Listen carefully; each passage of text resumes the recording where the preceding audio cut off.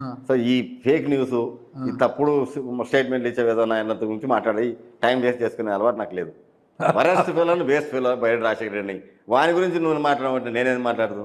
ఒక మాట మీద ఎప్పుడు నిలవన్నాడా? ఈ రోజు కాదు, నేను ఎప్పుడో నందికొట్కూరులో 99 నేను నిలవన్నప్పటి నుంచి చెప్తాను. ఆ!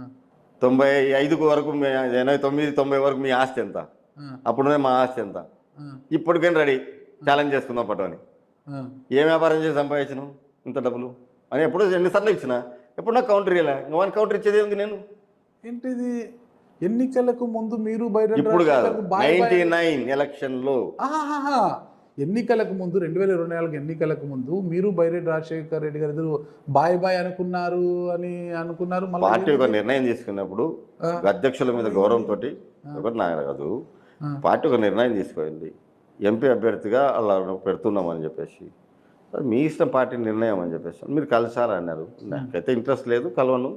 ఒకవేళ కాదుకూడదు అంటే ఒక రోజే కలుస్తుంది, అది కూడా మీకోసం. ఆ! తర్వాత మళ్ళీ కలిసేది ఉండదు, మేము కలిసి ఉండదు. లాస్ట్ ఎలక్షన్ల ముందు కూడా ఒకసారి సార్ చంద్రబాబు నాయుడు గారు చెప్పారు, హ్మ్. నువ్వు బయట తిరిగితే బాగుంటుంది అంటే అది జరిగే పని కాదన్నాను కూడా చెప్పిన. హ్మ్. మేము ఇద్దరు కలిసి తిరగము. It open. హ్మ్. ఎందుకంటే ఇన్నాళ్ళ నుంచి మేము శత్రువుగా ఉండి ఇప్పుడు తక్కువ మేము కలిసి తిరిగినామంటే కూడా నమ్మరు మమ్మల్ని. ఇప్పటికీ బైరెడ్డి రాజశేఖర్ రెడ్డి మీ శత్రువేనా? ఎప్పటికీ శత్రువే కదా, ఎప్పటికీ? ఎప్పటికైనా శత్రువే కదా. కానీ నాకు రాజకీయంగా శత్రువు చూసుకుంటే ఏది లేదు. ఆ!